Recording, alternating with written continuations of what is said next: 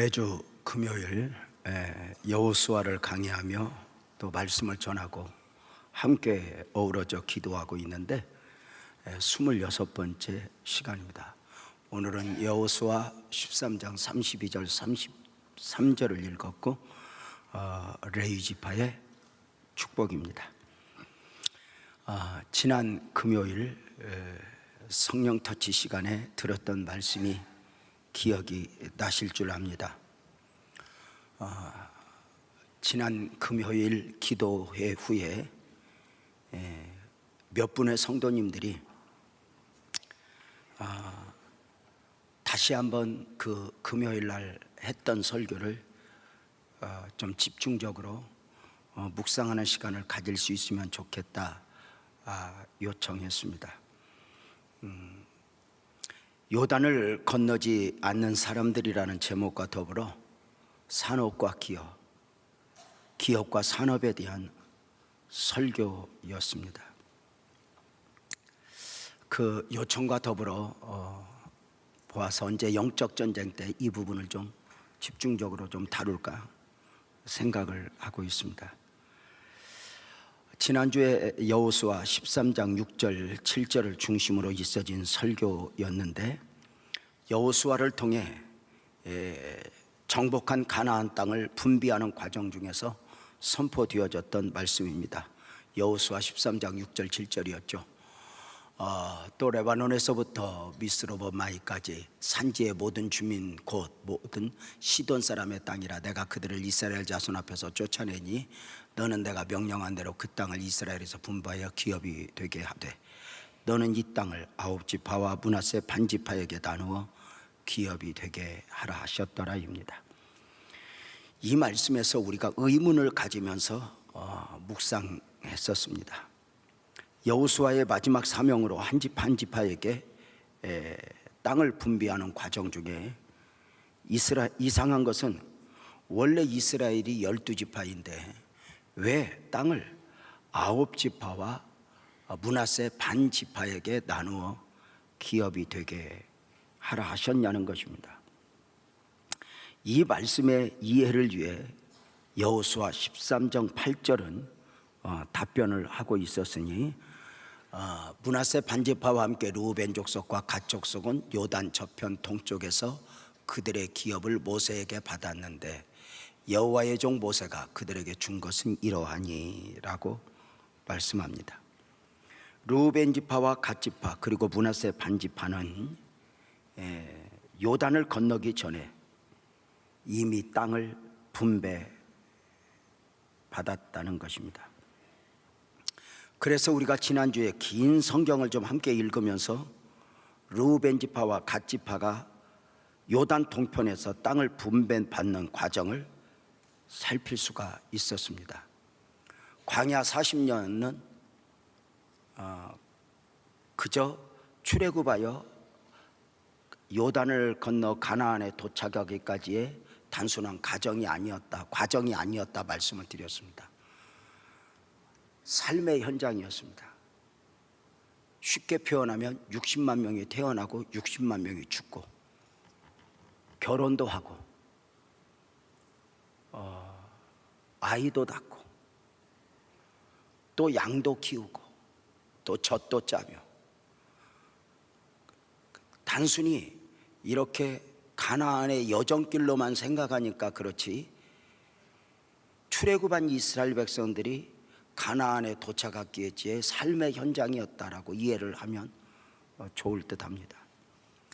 그 광야 생활 중에 출애굽한 이스라엘 백성들이 그 40년 동안 어떤 지파는 부자 되기도 했고 어떤 지파는 또 어떤 사람은 망하기도 했고 어떤 사람은 병들기도 했고 어떤 사람은 건강하기도 하고 그 다양한 삶의 현장이었다라고 보면 됩니다.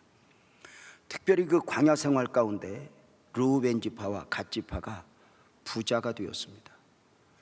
물론 앞장서서 헌신하였던 바 부자가 되었으면 당연했지만 문제가 그 부자가 되었음으로 말미암아 자신들에게 있는 양과 소떼로 말미암아 갑자기 요단을 건너지 않겠다는 것입니다.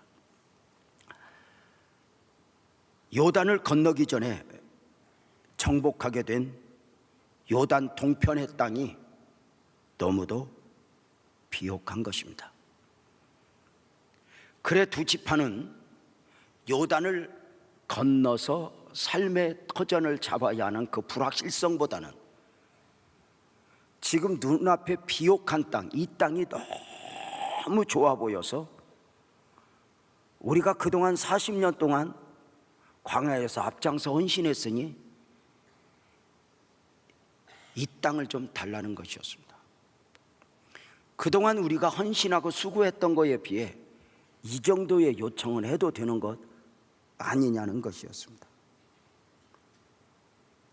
그러나 이 두 지파의 요구는 엄청난 시험이었다 말씀을 드렸는데, 지난주에 보았던 민수기 32장 1절에서 5절까지 읽으면서 저들의 요구를 다시 한번 보겠습니다. 한 목소리로 읽겠습니다. 시작. 르벤 자손과 갓 자손은 심이 많은 가축대를 가졌더라. 그들이 야셀 땅과 길르의 땅을 본즉 그곳은 목축할 만한 장소인지라. 갓 자손과 르벤 자손이 와서 모세와 제사장 엘르아셀과 회중 지휘관들에게 말하여 이르되 아다롯과 디본과 아셀과 니므라와 헤스보와 엘르알레와 스반과 느보와 부온 곧 여호와께서 이스라엘 회중 앞에서 쳐서 멸하신 땅은 목축할 만한 장소요 당신의 종들에게는 가축이 있나이다. 또 이르되 우리가 만일 당신에게 은혜를 입었으면 이 땅을 우리 종들에게 그들의 소유로 주시고 우리에게 요단강을 건너지 않게 하소서입니다. 사실 우리가 당신에게 은혜를 입었으면 이 땅을 우리에게 주십시오라고 하는 건데, 사실은 냉정하게 내면에는 우리의 수고를 기억하고 우리의 헌신을 기억하고 이 땅을 달라고 강력히 요구한 바입니다. 르우벤 지파와 갓 지파가 요단을 건너지 않겠다는 이유를 아시겠습니까? 안타깝게도 저들은 어느 날 하나님의 원하심이 중요하지 않게 된 것입니다. 하나님의 원하심 앞에 그렇게 헌신하여 축복을 받아 부자가 된 저들이 어느 날부터인가 환경의 원함, 소떼와 양떼의 원함에 둥지를 틀겠다는 것입니다. 무게중심이 옮겨져 버렸습니다. 이 땅이 목축에 적당한 땅이니 요단을 건너지 않겠다는 것이었습니다.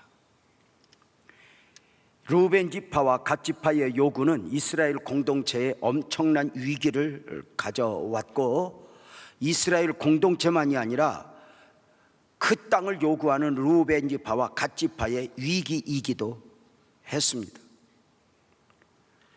자신들은 정당한 방법으로 요구하는 바였지만 자신들도 모르게 엄청난 시험의 골짜기에 들어가고 있었던 것입니다. 저들의 요구가 무엇인지 다시 한번 이제 32장 민수기 32장 16절에서 19절을 읽는데, 한 절씩 16절만 우선 한번 읽읍시다. 시작. 그들이 모세에게 가까이 나와 이르되 우리가 이곳에 우리를 짓고 우리 어린아이들을 위하여 잘 보십시오. 어느 날부터인가 이 땅을 선택하는 과정 속에서 하나님을 위해서는 없습니다. 갑자기 우리 가축을 위하여 우리가 너무 많은 부자가 되었는데 창고가 필요합니다. 땅이 필요합니다. 그리고 이제 우리 자녀들을 위하여 이곳에 성읍을 건축하겠습니다 라고 하는 것입니다.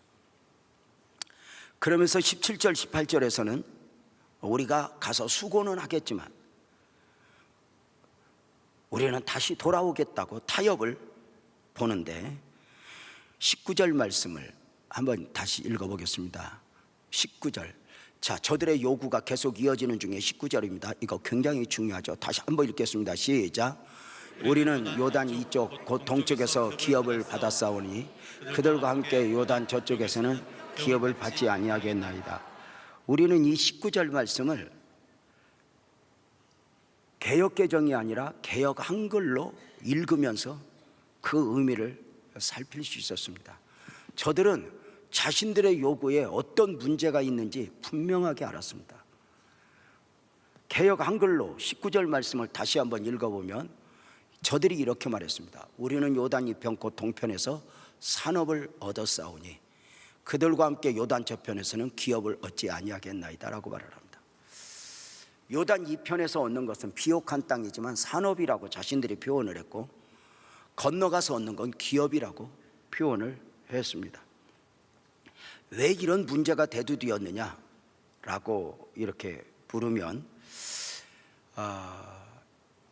영어 성경도 대부분의 성경이 이 32장 19절에 나오는 기업과 산업을 따로 구분하지 않습니다. 그런데 개역 한글 성경이 이렇게 구분을 해서 이렇게 산업과 기업이라고 하는 단어로 나오게 된 것은 원래 우리나라 개역 한글 성경까지는 킹 제임스 버전을 통해서 우리가 번역을 하면서 이렇게 구분이 되었는데, NIV랑 많은 성경을 쭉 찾아보면 전부 다 구분하고 있지 않습니다. 그래서 개역개정으로 이렇게 번역을 하면서 뭉뚱그려 갔지만 원어에서도 분명하게 히브리어에서도 구분을 하고 있습니다. 저들이 주장한 대로 요단을 건너가서 얻는 기업과 건너가지 않고 얻는 산업에 대해서 분명하게 구분하니 히브리어는 요단 이편에서 얻는 산업을 니느알이라고 말하고 있고, 요단 건너편에서 얻는 기업에 대해서는 나알라테누라고 분명하게 강조하고 있습니다. 이 산업과 기업, 니느알과 나알라테누는 어떤 차이가 있는가? 지금 잠깐 정리하면 산업은 사람이 좋아하는 육적 축복이라면 기업은 하나님이 주시는 영적 축복입니다.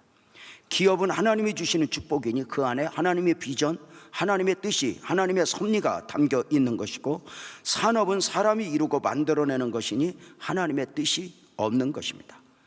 기업이 하늘에 쌓아두는 것이라면 산업은 내가 이루어 땅에 쌓아두는 것입니다. 기업은 영적인 것이고 산업은 육적인 것입니다. 그래 가나안은 일찍이 아브라함과 이삭과 야곱과 그 후손에게 기업으로 주시마 약속했던 땅, 바로 언약입니다. 이 부분이 우리가 좀 분명하게 정리되어야 됩니다. 제가 잠깐 아브라함의 예를 들었던 것처럼 하나님께서 아브라함을 갈대아 우르에서 불러내신 이유는 아브라함이 원하는 것을 주시기 위해서가 아니었습니다.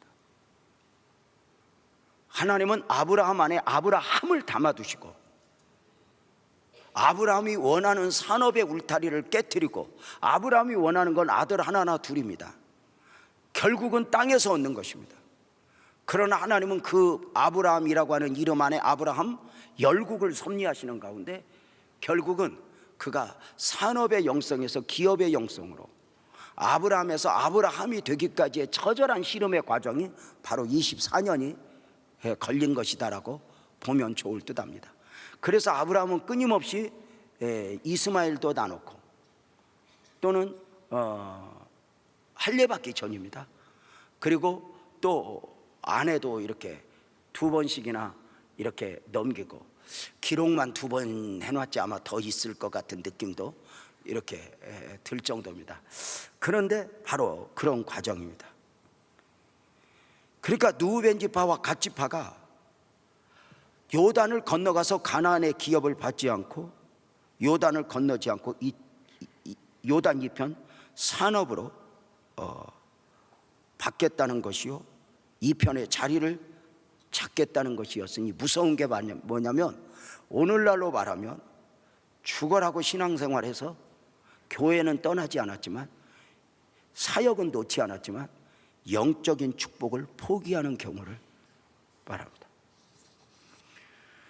어느 날부터인가 신앙생활이 종교생활로, 기독교 신앙의 가치를 상실한 채 바로 하늘을 상실하고 너희 보물을 하늘에 쌓아두라 했지만 하늘에 관심이 없는 성도들, 몇 년을 살다 갈지 몰라도 이 땅에서의 삶을 최고의 가치 이로 여기는 안타까움들, 아픔이죠. 언젠가부터 하나님이 주시는 것이 아니라 자신들이 원하는, 자신들이 만들어내는 것, 이 요구 앞에 모세가 절망했습니다. 너희들 이러면 안 돼. 너희들 이러면 안 돼.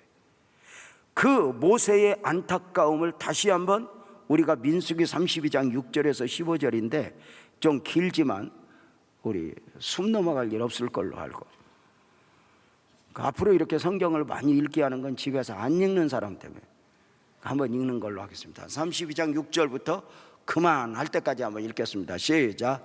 모세가 갓 자손과 루벤 자손에게 이르되 너희 형제들은 싸우러 가거늘 너희는 여기 앉아 있고자 하느냐. 너희가 어찌하여 이스라엘 자손에게 낙심하게 하여서 여호와께서 그들에게 주신 땅으로 건너갈 수 없게 하려 하느냐. 너희 조상들도 내가 가데스 바네아에서 그 땅을 보라고 보냈을 때에 그리하였었나니 그들이 에스골 골짜기에서 올라가서 그 땅을 보고 이스라엘 자손을 낙심케 하여서 여호와께서 그들에게 주신 땅으로 갈 수 없게 하였었느니라. 그때 여호와께서 진노하사 맹세하여 이르시되 애굽에서 나온 자들이 20세 이상으로는 한 사람도 내가 아브라함과 이삭과 야곱에게 맹세한 땅을 결코 보지 못하리니 이는 그들이 나를 온전히 따르지 아니하였음이라. 그러나 그나스 사람 여분의 아들 갈렙과 눈의 아들 여호수아는 여호와를 온전히 따랐느니라 하시고 여호와께서 이스라엘에게 진노하사 그들에게 40년 동안 광야에 방황하게 하셨으므로 여호와의 목전에 악을 행한 그 세대가 마침내는 다 끊어졌느니라. 보라, 너희는 너희 조상의 대를 이어 일어난 죄인의 무리로서 이스라엘을 향하신 여호와의 도를 더욱 심하게 하는도다.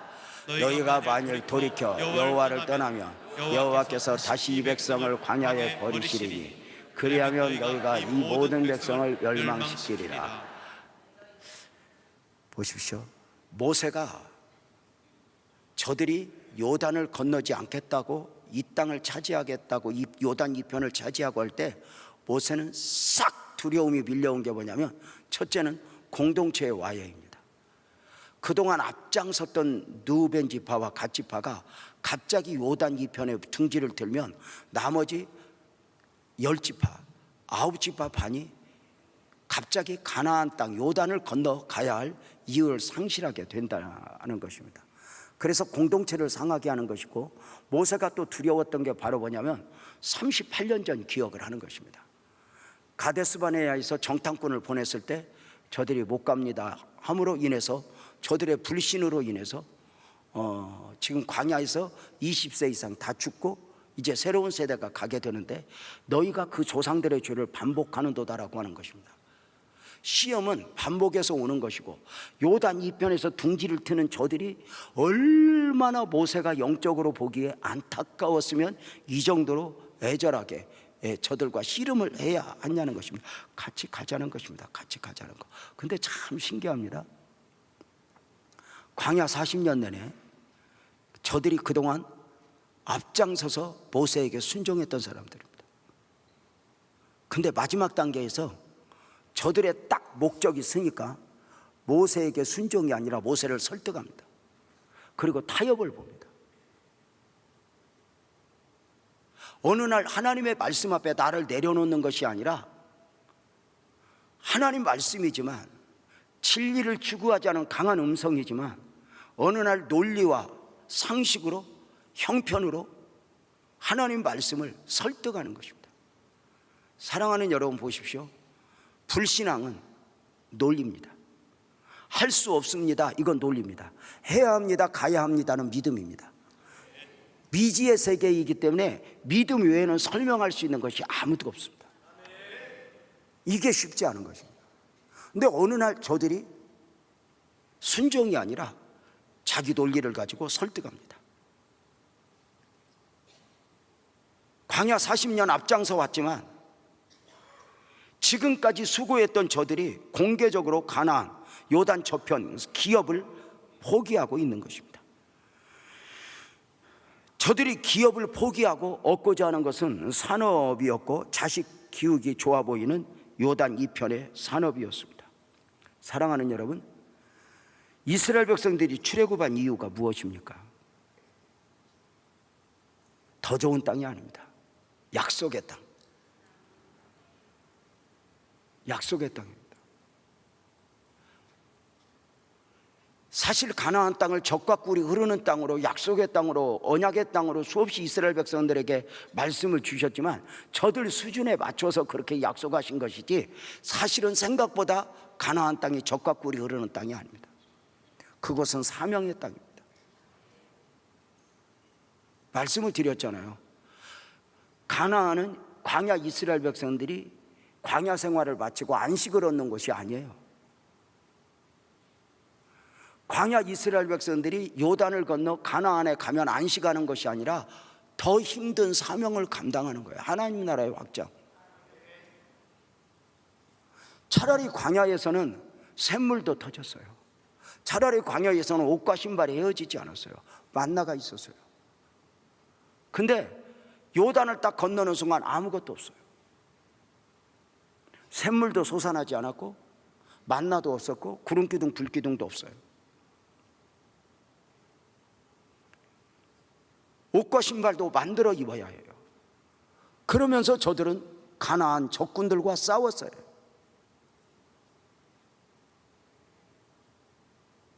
출애굽한 이스라엘 백성들이 출애굽한 이유가 뭐냐면 더 좋은 땅을 찾고자 함이 아니에요. 홍해를 건넌 만큼 요단을 건너 약속의 땅 가나안에 가는 것이었죠. 사랑하는 여러분, 근데 요단 이편에 멈춰버리는 거예요. 우리가 신앙생활을 해보면 출애굽하여 홍해를 건너는 것을 세례라고 이야기를 해요. 그래서 홍해는 단순한 바다가 아니에요. 보혈의 바다, 붉은 바다, 보혈의 바다죠. 그래서 홍해는 영적 의미로 그 신앙의 시작이죠. 구원의 축복은 홍해를 건너 시작하고 요단을 건너면서 완성되는 거예요. 우리가 예수를 믿고 요단을 건너 영원한 저천국을 소망하는 그리스도인으로 우리가 달려가는 것이죠. 사랑하는 여러분, 우리가 신앙생활을 하면서 이스라엘 백성들이 가나안 땅을 갈망하듯이 우리가 얼마나 지금보다 10배나 가난해도 이 땅에서 더 잘 살라고 예수 믿은 게 아니었어요. 복음의 은혜가 너무 좋았고 천국이라고 하는 단어가 너무 좋았고 너희 보물을 하늘에 쌓아두라 하신 대로 이 땅은 나의 소망이 아니오 영원한 저 나라가 나의 소망이라고 하며 달려왔고, 그 소망 가운데 죽으면 죽음이라 많은 선교사들이 현장에 갔고, 미련 없이 스데반이 그랬던 것처럼 순교의 제물로 갑자기 자신들을 다 내던질 수 있었던 것이죠. 이랬던 성도들이 어느 날부터인가 오늘날 한국교회 성도들이 르우벤 지파와 갓 지파의 어리석음에 붙잡혀버린 거예요. 요단을 건너야 될 이유를 상실한 거예요. 죽음 넘어 있는 축복을 상실한 거예요. 그 미지의 세계보다 몇 년 더 살지 모르지만 이 땅에서 9988123 120세를 산다느니 이것만이 삶의 목적인 것처럼 삶을 지금 엮어가고 있다는데 문제가 있죠. 애굽을 떠나서 더 좋은 땅, 사랑하는 여러분 아셔요? 요단 이편에서 얻는 땅이 좋아요, 애굽 땅이 좋아요? 애굽 땅이 좋습니다. 애굽이 얼마나 매혹적이었는 줄 아세요? 광야에서 떠나왔어도 출애굽에서도 애굽을 40년 내내 그리워할 정도로 애굽이 매혹적이었어요. 더 좋은 땅이 아니었단 말이에요. 애굽은 아무리 풍성해도 하나님이 없는 땅이었고, 그리고 약속의 땅으로 가는 거였단 말이에요. 영원한 저천국. 정말 우리가 한때 한국교회가 일사가구의 영성으로 선교사들이 가고 목사가 되고 하나님의 일을 하는 게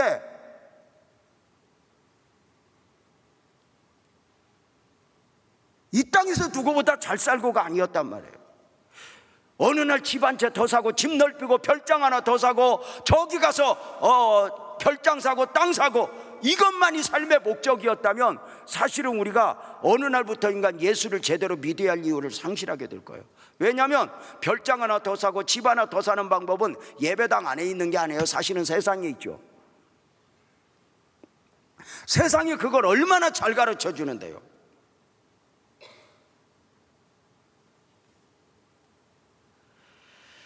사랑하는 여러분, 단순히 이 땅에서 누리는 산업, 세상도 말할 수 있는 그 산업이 우리 예수 믿는 이유라면 언젠가는 우리는 예수를 믿어야 될 이유를 상실하게 되는 거죠.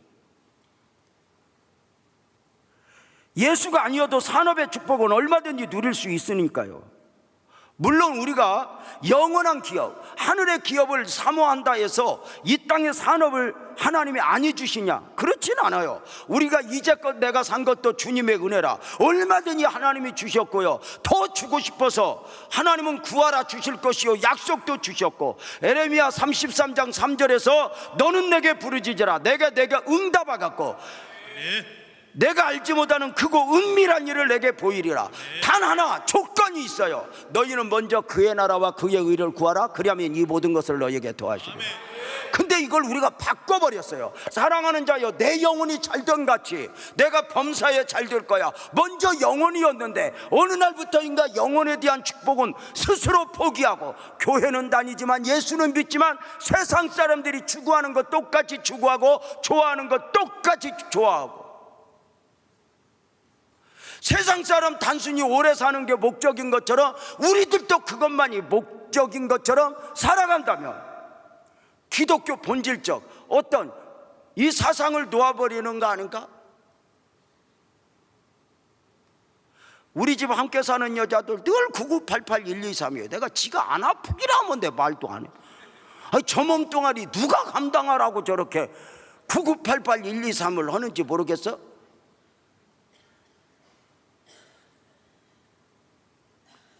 그래서 오래오래 사서 벽에 똥 바를 때까지 사서, 아이 정신 차려서 산대. 지금도 차리지 못하는 정신을 언제 차리려고? 아니 내가 들어가면 해롱해롱 해갖고 설교는 내가 하는데 아픈 건 지가 아파. 여러분 보세요. 우리가 뭐 일부러 죽자 이걸 말하는 게 아니에요. 빨리 죽어야 된다 이걸 말하는 게 아니에요. 여러분, 생명은 하나님의 주권이에요.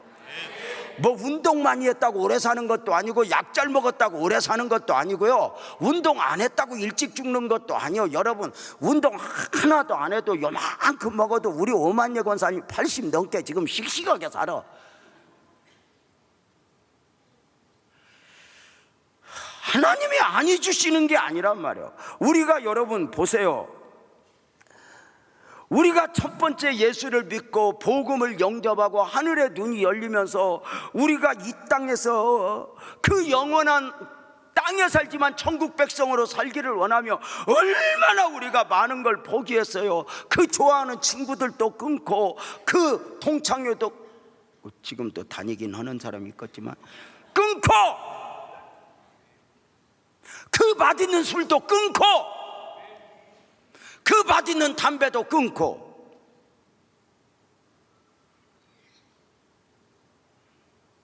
노름도 끊고. 여러분, 노름하면 얼마나 재밌는 줄 알아요? 그 밤새도 은혜가 넘쳐요.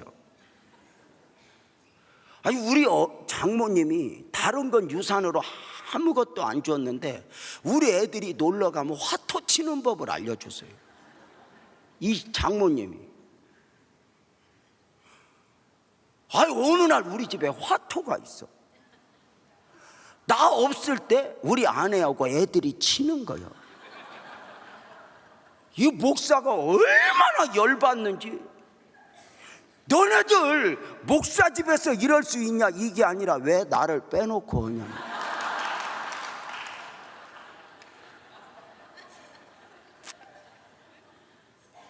우리가 그 재밌는 걸 스스로 거절했던 이유가 뭐냐? 세상 즐거움 다 버리고 세상 자랑 다 버렸네 외쳤던 이유가 뭐예요?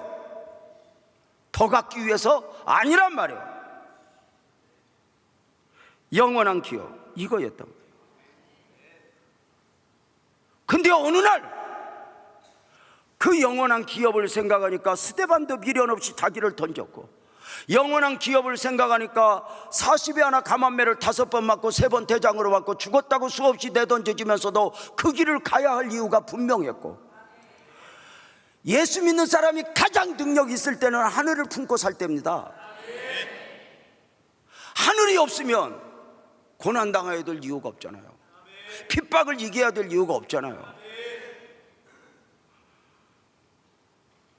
그랬던 저들이 그렇게 가나안 땅을 보며 이스라엘 백성들을 정리해 40년 왔던 저들이 요단 이편의 마지막 시험에서 저들이 머물겠다고 말하면서 그 16절에 이렇게 요구했던 거예요. 그들이 모세에게 가까이 나와 이르되 우리가 이곳에 우리가 이곳에 우리 가축, 하나님이 없어요. 이제 하나님이 주는 게 아니에요. 우리가 이곳에 우리 가축을 위하여 우리를 짓고 우리 어린아이들을 위하여 성읍을 건축하고 우리가 하겠다는 거, 전부 우리를 위하여.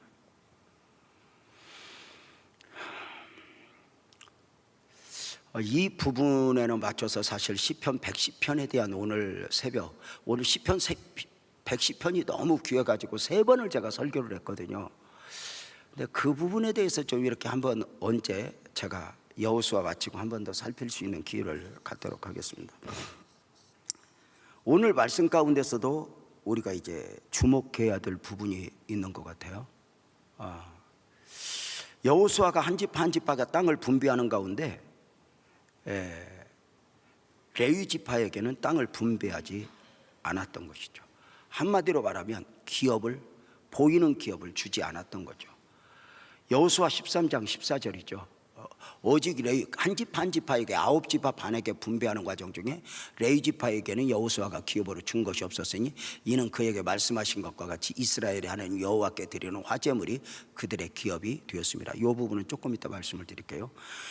여호수아가 레위 지파에게 기업으로 준 것이 없었으면 여호수아의 계산이나 이것이 아니라 모세 때부터 이미 하나님이 정하신 바였죠.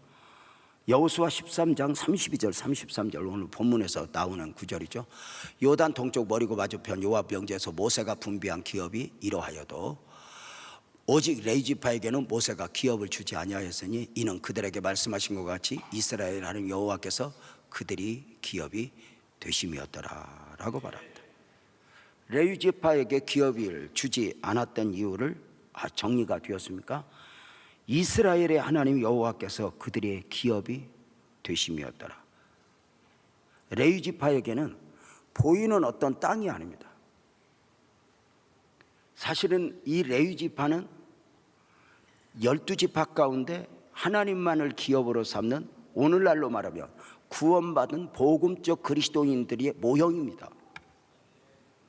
그래서 보이는 기업이 아니라 하나님만이 기업이 되어야 한다는 것이었고, 조금 이따 다시 말씀을 드리지만 하나님 앞에 드려진 그 화제물, 그 화목제물, 이런 제물들이 레위 지파에게 있는 기업이지 농사를 짓거나 땅이 기업이고 땅값이 오르고 이게 기업이 아니었다는 것입니다.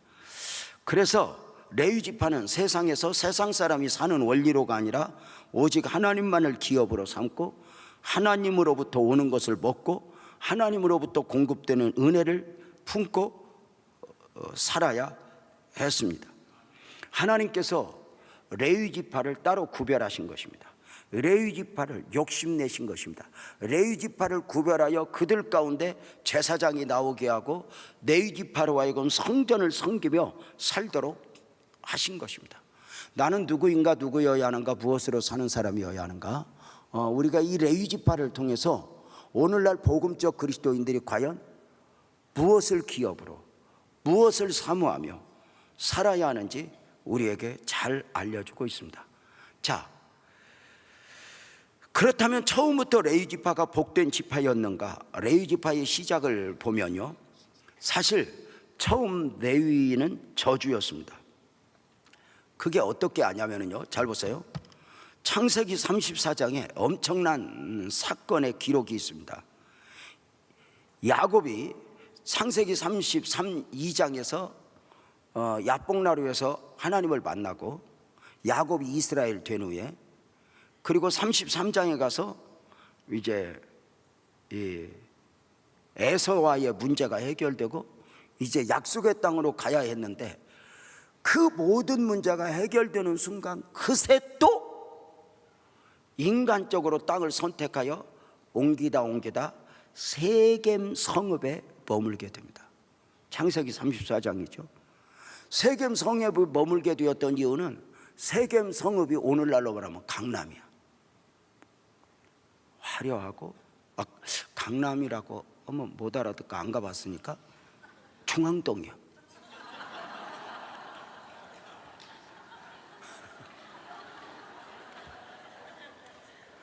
그래서 그 화려한 곳에 둥지를 딱 트니까 야곱이 하나밖에 없는 딸 디나가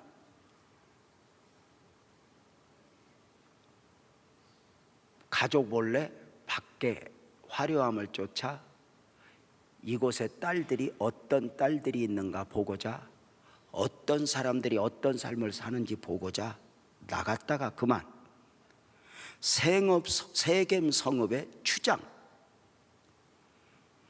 아들, 당시 세겜인데 그 아들에게 성폭행을 당하게 됩니다.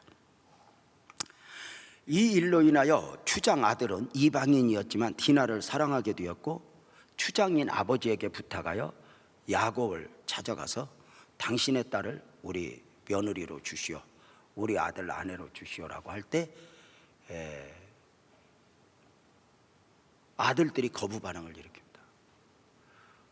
우리 가족은 하나님의 가족입니다. 그래서 당신들이 만약에 우리 동생과 우리 누이와 결혼을 하기를 원한다면 그냥은 할 수 없고, 당신들도 우리 울타리 안에 들어오고자 하는 마음으로 모든 남자들이 할례를 받아야 됩니다 라고 요구를, 할례 받지 않고는 우리와 하나가 될 수 없습니다 라고 이야기를 하니까, 디나가 욕심이 났던 그 세겜 성읍의 추장이 성읍의 모든 남자도 하여금 동시에 할례를 받게 합니다.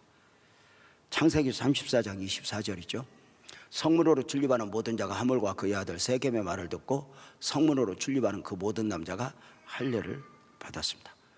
문제는 야곱은 깨끗한 마음으로 이렇게 했지만 이 약속을 바로 시므온과 레위가 파기하고 맙니다.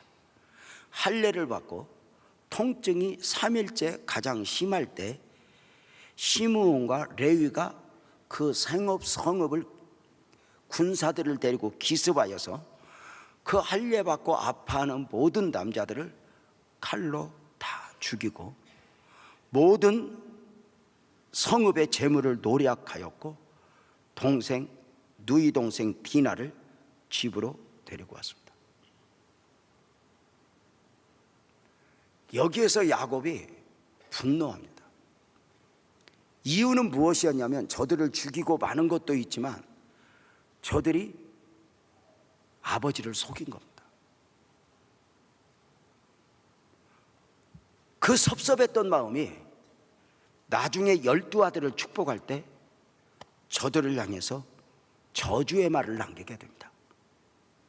창세기 49장 5절 6절 7절이죠. 시므온과 레위는 형제여 그들의 칼은 폭력의 도구로다. 내호나 그들의 모의에 상관하지 말지어다. 여러분 이 부분 잠깐 말씀을 드립니다. 제발 부탁을 드리는데 어떤 경우로도 옳고 그름을 떠나서 누구를 죽이고 누구를 상하고 누구를 힘들게 하는 모의에 참여하지 않는 은혜가 있길 바랍니다. 옳고 그름을 떠나서 어떤 명분으로라도 우리 교회는 복음은 살리는 곳이지 누군가를 심판하고 정죄하고 판단하고 이게 아닙니다. 상관하지 말지어다. 내 영광아 그들의 집회에 참여하지 말지어다. 그들이 그들의 분노대로 사람을 죽이고 그들의 혈기대로 소의 발목 힘줄을 끊었음이로다. 그 노여움의 혹독하니 저주를 받을 것이요 분기가 맹렬하니 저주를 받을 것이라. 내가 그들을 야곱 중에서 나누며 이스라엘 중에서 흩으리로다 라고 말했습니다. 이렇게 시므온과 레위에게 저주로 시작이 되었습니다.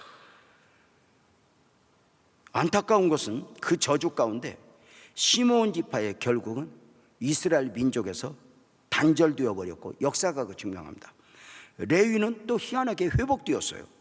그 저주가 변하여 축복이 되었다는 것입니다.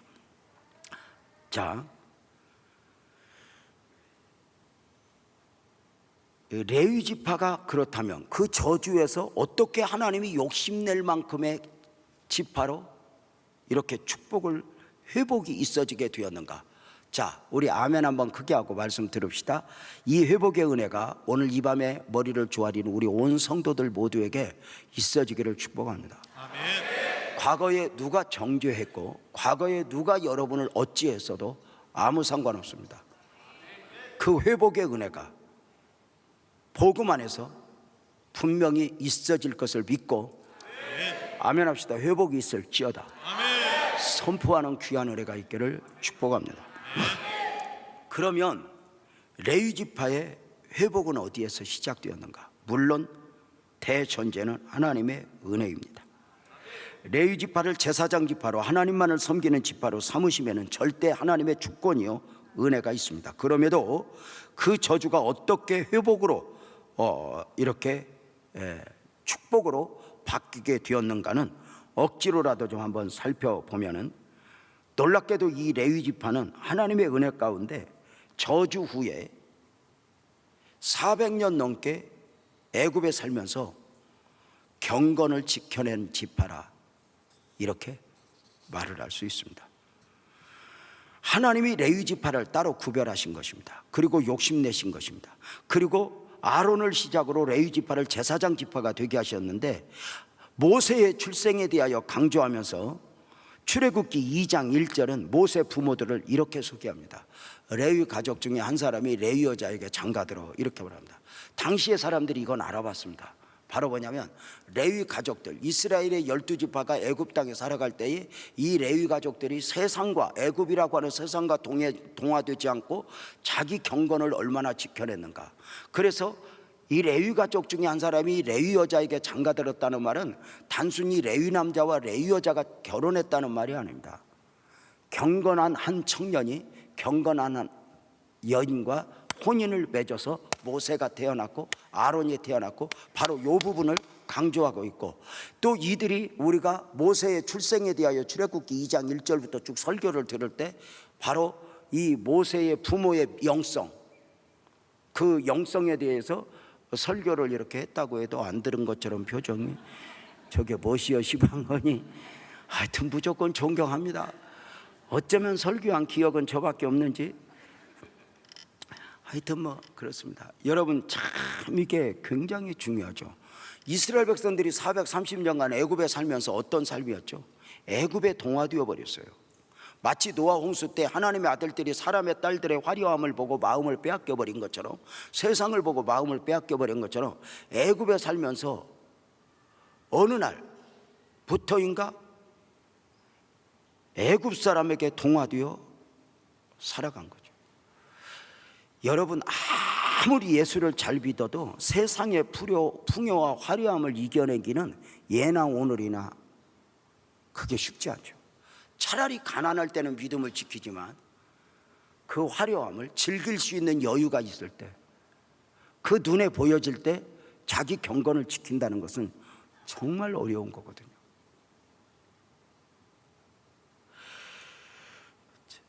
저들은 광야 40년 내내 애굽을 그리워할 정도로 애굽 문화에 젖어 있던 사람들이에요.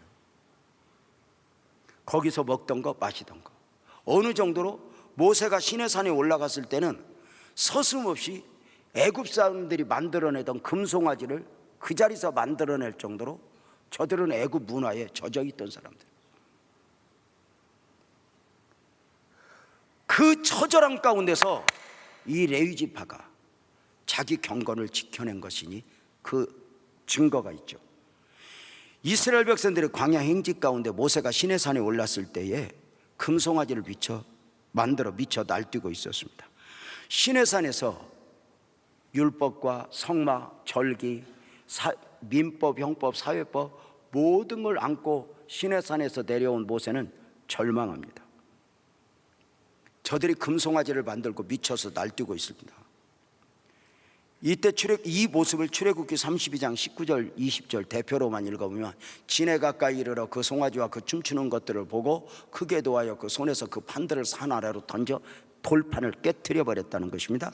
20절 모세가 그들이 만든 송아지를 가져다 불술라 부수어 가루를 만들어 물에 뿌려 이스라엘 자손에게 마시게 하려 너희들 먹어, 이거 먹어, 이렇게 정말 단호했죠. 이렇게 진노한 모세의 외침이 이제 선포될 때, 하나님의 징계가 쏟아지게 선포할 때 출애굽기 32장 26절에 보면 모세가 진문에 서서 이르되 누구든지 여호와의 편에 있는 자는 내게로 가까이 오라 하며 레위 자손이 다 모여 그에게 오는지라. 무엇입니까? 금송아지를 만들어 미쳐 날뛸 때 레위 지파가 동참하지 않은 것입니다.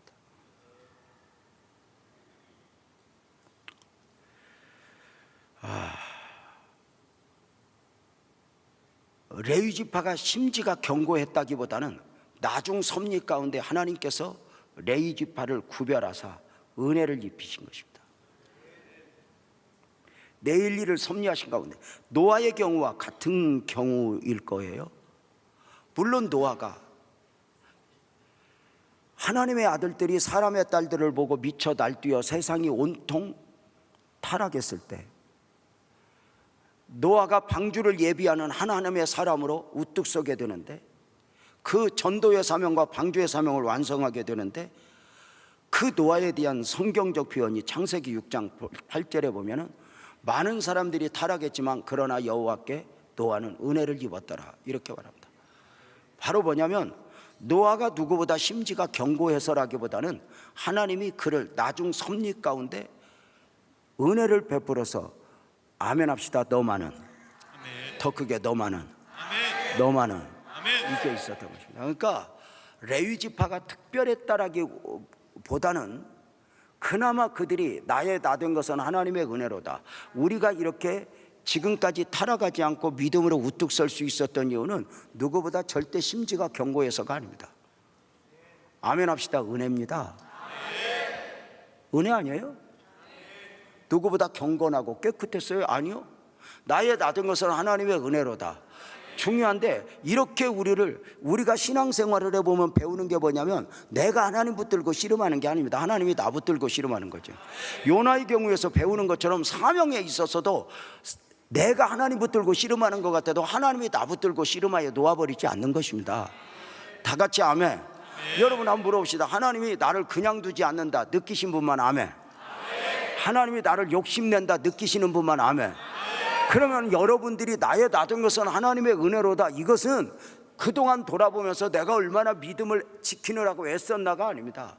나중 하나님의 섭리 가운데 우리를 사용하시고자, 우리를 이끄시고자 하나님께서 우리로 하여금 특별하게 우리를 구별하여 은혜 안에 몰고 오셨다. 이것이 느껴지면 얼마나 우리에게 복일까? 사랑하는 여러분, 우리가 신앙생활 잘 해야 되는 이유는 과거가 아닙니다. 오늘이라는 현실이 아닙니다. 아브라함 안에 아브라함이 담겨 있듯이, 사울 안에 바울이 담겨 있듯이, 시몬 안에 베드로가 담겨 있듯이 내 안에는 내가 알지 못하는 나, 하나님만이 아시는 나, 하나님이 섭리하는 나가 있습니다. 우리 하나님이 나를 이끄시는 이유는 당신이 아는 나, 당신이 섭리하는 나, 당신이 나를 쓰시겠다. 그래서 하나님이 구별하여 은혜를 입히신 것입니다. 돌이켜보면 레위 지파나 노아가 믿음도 지키고 수고했던 바는 알아요. 그럼에도 불구하고 그럴 수 있었던 것 자체도 아멘 합시다. 나의 나된 것은 하나님의 은혜로다. 절대로 우리가 믿음으로 살아야 되는 이유는 과거도 오늘도 아닙니다. 미래입니다. 하나님이 더 큰 섭리, 더 큰 비전을 가지고 아멘 합시다. 너만은. 아멘. 야곱이라는 사람이 야곱같이 살려고 할 때 아니야, 너는 야곱으로 살면 안 돼, 이스라엘로 살아야 돼, 이것이었단 말이야. 제가 29년 전 30년 전 안산에 와서 교회를 개척할 때 하나님이 주셨던 세미한 음성은 단 하나 있어요. 재명아, 너 조금만 달랐으면 좋겠어. 남보다 뭐 특별하게 경건하게 살고 대단하게 사는 게 아니라 아주 조금만. 그래서 무엇인가 내가 좀 달라야 된다고 하는 의식이 다 있었어요. 목사님들이 어디 놀러 갈 때도 나는 가면 안 될 것 같고, 안 간 건 아니야, 갔어. 근데 가면 안 되는데 그러면서 갔어. 그게 나를 너무 거룩하게 보면 안 돼.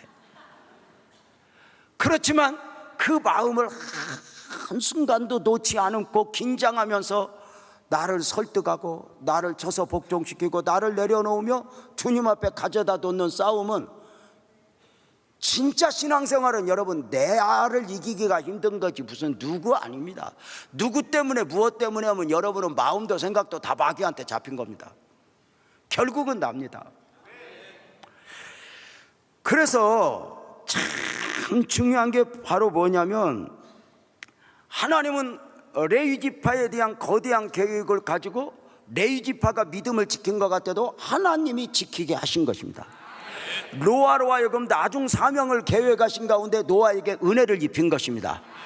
여러분 대강 살려고 하면 하나님이 대강 살도록 못 두고 시마다 때마다 건드려 은혜를 주시면 여러분을 향한 하나님의 계획이 있음을 믿고, 오늘 이 밤에 여러분도 우습게 하는 여러분을 향하여 하나님이 욕심낸다 그래도 안 믿어질 거예요. 왜냐하면 나도 욕심내지 않는 나를 왜 하나님이 욕심내나. 그게 이제 우리의 딜레마죠. 이해가 안죠. 세상적으로 가치 없는 나를, 그럼에도 당신에게 미래적 소망이 있다고 해도 표정 자체가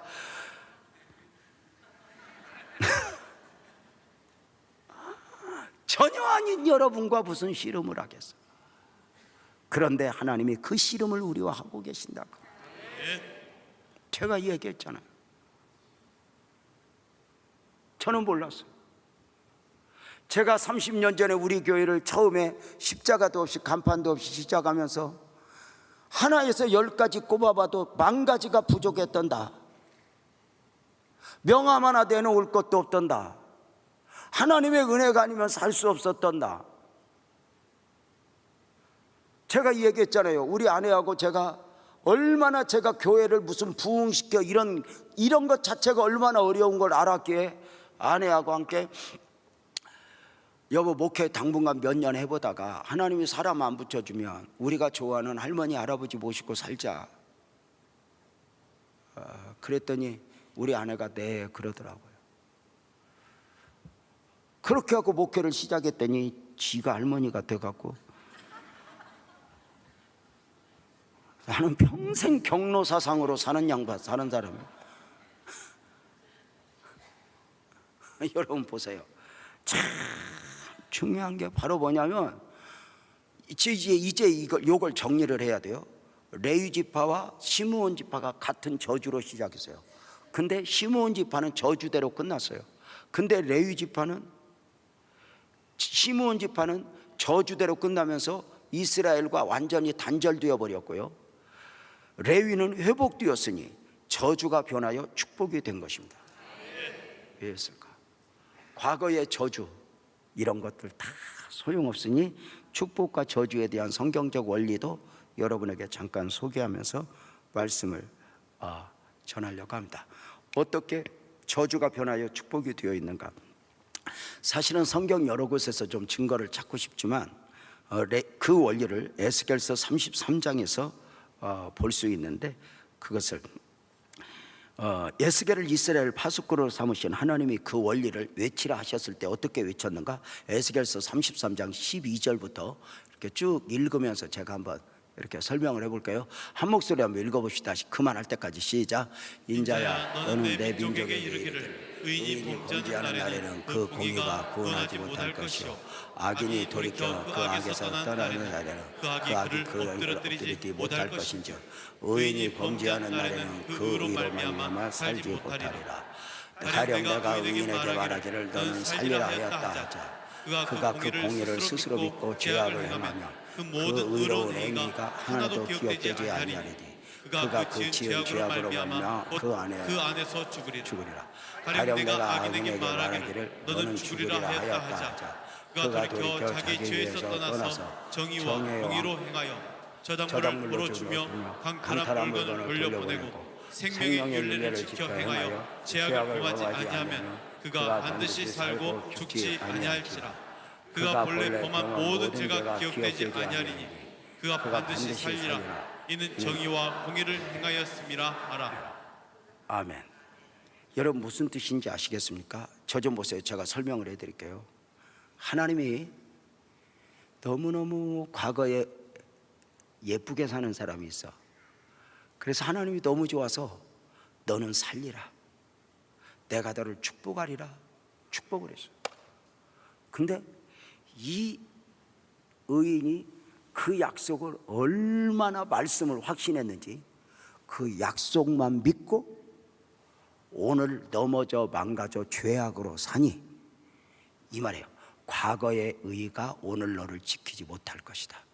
과거에 내가 너를 축복했다 할지라도 그 약속이 오늘의 너를 지켜주지 못할 것이다.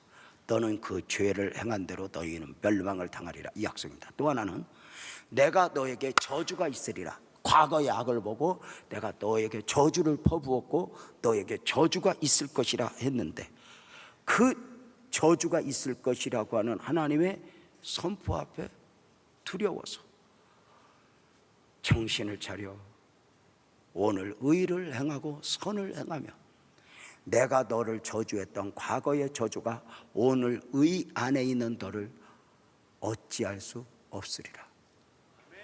그리고 그 과거의 저주는, 그 과거의 죄악은 아멘 크게 봐요, 오늘의 의 안에 있는 너를 어휘하지 못하고 모든 과거는 보라 이전 것은 지나갔으니 새 것이 되었다 소멸되리라. 아멘. 그러니까 하나님은 한마디로 과거에서 해답을 찾는 분이 아니에요. 하나님은 미래적 섭리 안에서 역사하시는 분이면서 오늘 내가 어떤 마음으로 어떤 위치에 있는가. 제가 종종 이런 말 드리잖아요. 예배당 안에 들어온 여러분, 들어오기 전에 여러분이 어떤 짓을 했어도 상관없습니다. 오늘 지금 결단하십시오. 나는 하나님의 사람으로 결단하십시오. 그리고 바로 나는 주님 말씀을 지키겠노라고 결단하십시오. 그러면 여러분의 결단을 축복하시는 하나님이 그 과거에, 조금 전도 과거니까 그까짓 거 다 던져버리고 돌이켜 생각하지 않을 것입니다. 여러분 두려워하지 마십시오. 주님의 손을 잡으십시오라고 말하지 않습니까? 사랑하는 여러분, 이 말은 무엇인 말입니까? 오늘이 중요하다는 것입니다. 지금이 중요하다는 것입니다. 네가 과거에 어떤 축복을 받았던, 어떤 은혜를 입었던 중요한 게 있습니다. 그러면 과거가 소용이 없냐? 그건 아닙니다. 과거에 축복을 받고 은혜를 입었던 사람들, 하나님의 축복을 받았던 사람이 지금 의 안에 있으면, 은혜 안에 있으면 과거의 축복이 업그레이드 되어서 더 큰 축복으로 안겨진다는 것입니다. 그러나 오늘 무너져 있으면 과거의 축복이 오늘 아무 역할도 못하고 과거의 의가 오늘의 더 죄악 가운데 있는 너를 구해주지 못할 것이다, 이 말입니다. 그러나 과거의 저주를 받았다 할지라도, 저주 안에 있을지라도 오늘 네가 의 안에 하나님을 향하고자 하는 마음이 있다면 과거의 저주가 너를 어찌하지 못할 것이다. 너는 지금이 중요하다는 것입니다. 사랑하는 여러분, 이게 중요한 것입니다. 그래서 오늘이 중요하다. 오늘, 어제가 아니에요. 조금 전도 아니에요. 조금 전 어떤 마음이 왔어도 오늘 예배 앞에서 주의 손을 잡고 내가 주님 아니면 안 됩니다. 주님 나 좀 살려주세요. 악의 소굴에서 건져주세요. 죄악에서 건져주세요 할 때 주님이 여러분 붙잡아 줄 걸로 믿고 승리합시다. 너무 기독교 신앙이 교리적으로 그저 묶어놓고 과거에 고백했으면 뭐 구원 다 받아 이런 식으로 나가다가 우리 스스로 망가진 거 아닌가? 여러분 보십시다.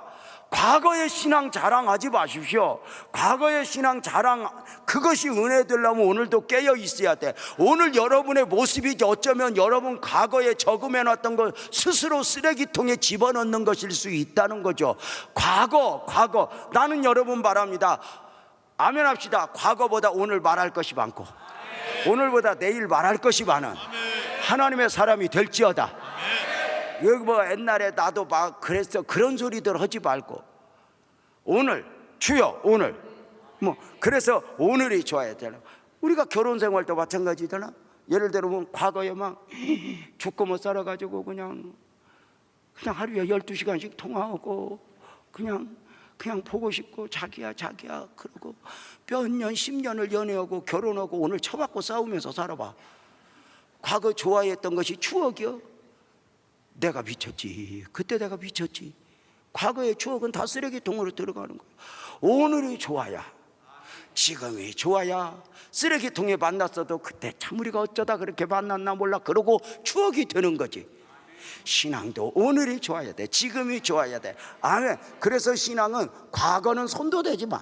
예수 믿는 사람은 옛날 이야기하면서 회복되는 게 아니야. 누구 서운한 사람이 있으면 우리 쌓여놨던 거 풀자 그러고 이 얘기하면 더 얽혀. 옛날 건 다 묻어 십자가에 보혈로 묻고. 아멘 해봐. 오늘 일어나요.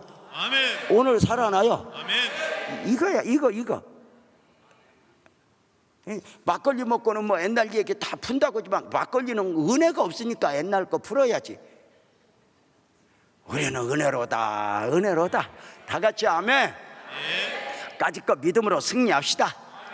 여러분, 과거가 아무리 힘들고 어렵고 나는 왜 그렇게 이렇게 걱정도 하지 마. 아자 다 끊어버리고 우리가 승리했으면 좋겠어요. 여러분, 그래서 모쪼록 우리가 과거를 문제 삼지 않아요. 오늘이 중요해요. 한때 우리나라에 가게에 흐르는 저주를 끊으라라고 하는 책이 우리나라를 기독교를 한번 싹 덮었던 적이 있어요. 가게에 흐르는 저주를 끊어라. 우리 교인들은 왜 모르냐면 내가 안 해서 그래. 저는요, 별개에다 흔들어도 제가 별로 흔들림 없이 이렇게 왔어요. 하여튼 한국교회가 별짓 다 했어요. 막 은혜 받고 막 춤추고 미친 짓을 안 했나, 금리빨을 안 했나. 근데 저는 이렇게 제가 말씀을 보면서 그 가게에 흐르는 저주를 끊으라. 그러니까 가게에 무당 나온 집에서 무당 나오고 실패죄에서 실패 나오고. 근데 논리적으로 다 맞아요. 근데 그건 세상 논리예요. 믿음이라는 건 보이는 것 갖고 설명하는 게 아니에요. 아멘. 믿음으로 해요. 우리가 아멘 합시다. 과거에 흐르는 저주가 있다고 해도 상관없어요. 여러분이 복음만으로 들어오는 순간 과거는 이미 싹 지워버렸어요. 과거를 자꾸 꺼내는 건 마귀예요. 옆에 분한테 이제 옛날 얘기 꺼내는 건 마귀가 하는 겁니다. 그래봐. 그러니까 여자들은 옛날 얘기 절대 하면 안 돼. 과거에 꽃을 안 주었다느니 이런 소리. 아니, 지금 30년 전 꽃을 왜 지금도 얘기하냐고. 근데 그렇게 건망증 심한 여자들이 어떻게 싸움할 건 그렇게 다 기억을 하고 있는지. 그것도 은사한 것 같아. 하여튼 중요한 게 뭐냐, 가게에 흐르는 저주를 내가 뭘 해서 끊고 헌금을 해서 끊고. 저는 진짜요, 제가 청년 때 막 가슴이 뛰었던 적이 있어요. 한 군목 목사님이 서울 봉천동에서 집회를 하면서 막 그때 사람들을 모아놓고 다른 죄는 다 용서해도, 저 오해하지 마세요. 제가 그런 대로 표현할게요. 애기 지운 죄는 용서를 못 받는다. 이건 생명을 손댔다. 그러면서 설교를 하는데 공포감을 조성하는데요, 여성분들이 다 그렇게 애기 많이 지운 걸 그때 알았어요. 그때는 또 문화가 또 그랬을 거예요. 그런데 그걸 하면서 하나님이 자기에게 은혜를 주었는데 오늘 이렇게 특별한 헌금을 하면 그 죄가 용서받는다고 하면서 헌금이 쏟아져 나오는데요, 근데 사람의 묘한 심리가 와요. 복음이 아니라도 한번 들어놓으면 요거 찝찝해 갖고 마음에서 떨어내고 싶은 마음에 그걸 하게 돼요. 근데 그때 저거 사기 아니야? 그때 내가 마음이 너무 아팠거든요. 복음을 가지고 저렇게 장난하면 안 되지. 여러분 보세요. 과거, 여기에 과거 이야기에서 멀쩡할 사람 누가 있어요? 아무도 없어요. 제가 우리 아내한테 꼼짝 못하는 이유는 우리 아내가 시험 들면 안 되니까 그래요.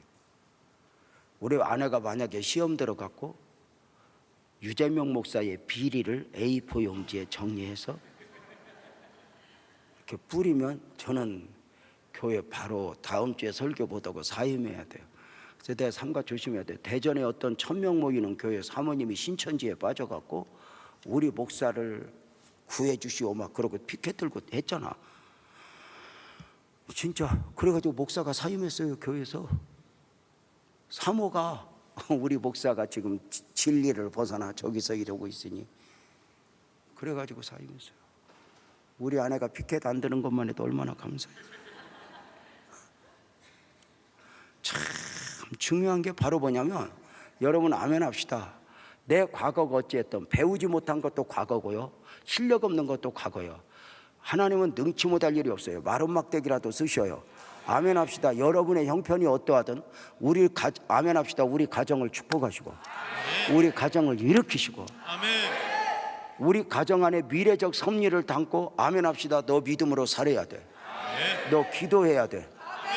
여기에 우리 아멘으로 달려갑시다. 그럼 레위 지파에게 있어 진정한 기업은 어디 있었는가라는 거죠. 여호수아 13장 33절을 다시 보면, 오직 레위 지파에게는 여호수아가 기업으로 준 것이 없었지 이는 그에게 말씀하신 것 같이 이스라엘에는 여호와께 드리는 화제물이 그들의 기업이 되었다. 14절 말씀, 오직 13장 33절부터 좀 띄워줘봐. 어디 띄워줬냐? 방송실이 지 맘대로 먼저 띄워주고, 오직 레위 지파에게는 모세가 기업을 주지 아니 이는 그들에게 말씀하신 것 같이 이스라엘의 여호와께서 그들의 기업이 되고, 또 하나는 아까 우리 방송실에서 띄워준 대로 14절 말씀에서 그들의 화제물, 여호와와 화제물이 기업이 되어야 된다. 저는 이 부분에 대해서 제가 목사 안수를 받기 전에 신학교를 다니면서 또는 이제 연구원을 다니면서 제가 성막과 절기에 대하여 공부를 하면서 이 부분들을 이미 간직을 했었어요. 바로 뭐냐면, 저는 목사가 될 사람이기에 하나님만이 기업이 돼야 된다는 것이고, 내가 먹고 살아야 되는 것은 화제물, 강대상에 올라오는 헌금으로 내가 사는 것이지, 섬김으로 사는 것이지, 목사는 강대상 수입 외에 다른 데서 수입이 있으면 목사는 망가진다는 것이 저의 시작부터의 절칙이었어요. 그래서 제가 우리 교회가 처음부터 선교원도 하지 않았던 이유예요. 제가 만약에 개척교회를 하면서 수입이 다른 데서 나오면 내 친구들, 선교원 운전하고 있는 친구들을 보면서 나도 적골될 가능성이 있다라고 하면서, 나는 굶어도 나는 화제물, 바로 강단에서 올라온 것이 나의 삶의 근원이고 이걸로 나는 살리라라고 외치며 지금까지 살면서 굶어보지 않았거든요. 이것을 딱 섰기 때문에 우리 아내가 공무원이었지만 제가 결혼할 때 제가 그만두자고 그랬어요, 공무원. 왜냐하면 우리는 딱 목사가 되려면 하나님이 준 걸로 먹고 살자. 담임을 하려면 어차피 돼요. 부교육자 때는 또 다를 수 있지만 담임이 되면 그렇게 해야 되지 않겠어요? 그랬더니 우리 아내가, 오빠가 목사님이거든요. 오빠 목사님이 와갖고 나한테 꼬시더라고요. 그냥 그냥 직장 다니라고 하면 안 되냐고. 그래서 안 된다고 그래갖고, 그래서 그럼 결혼 안 하려고 한다고 갖고 이제 그만. 근데 또 다니지도 못하더라고요. 조금 다니다가 막 토하고.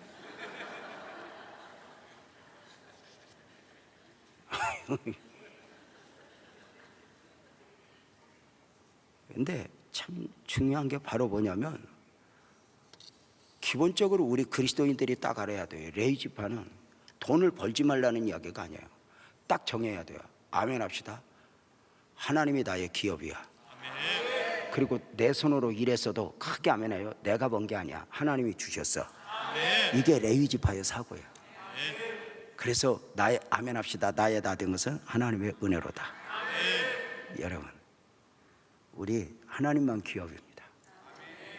하나님이 주신 은혜로 삽니다.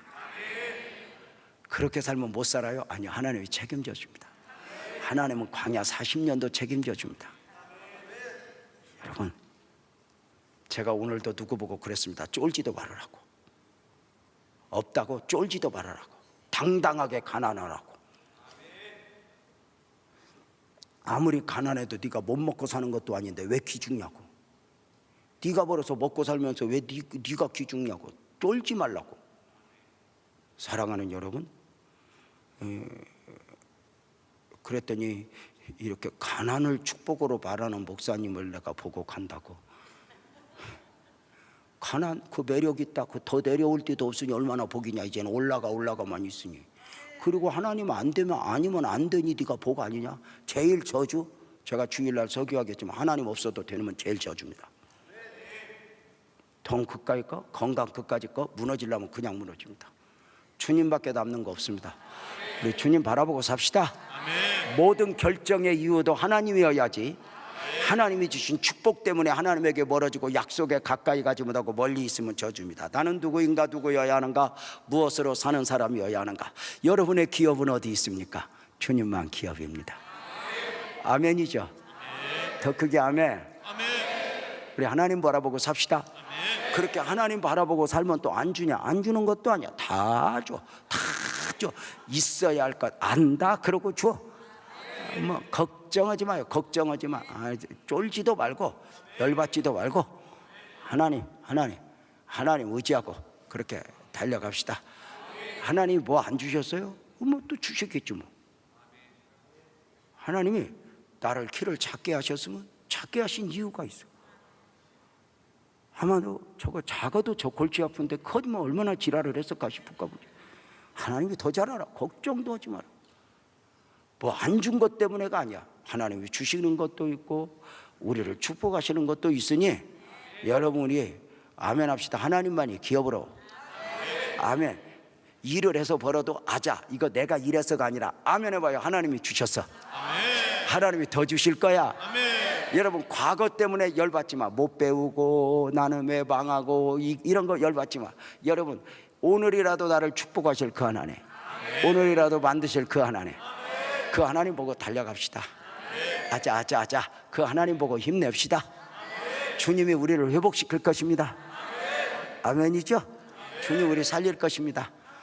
여러분 주님 가득 채우고 그래 하나님만 은혜로. 그래서 우리는 여러분 우리 자체가 하나님의 기업이요. 아멘이죠? 하나님의 기업이니 우리를 통하여 큰 역사 이루실 하나님을 기대하며 여러분은 어떻게 하나님을 노래합니까? 찬송가 435장에서는 그렇게 노래했어요. 나의 영원하신 기업, 생명보다 귀하다. 찬송가가 진부합니까? 수백 년 변함없이 불려온 이유는 바로 영감이 담겨 있습니다. 우리 찬송 한번 합시다. 나의 영원하신 기업.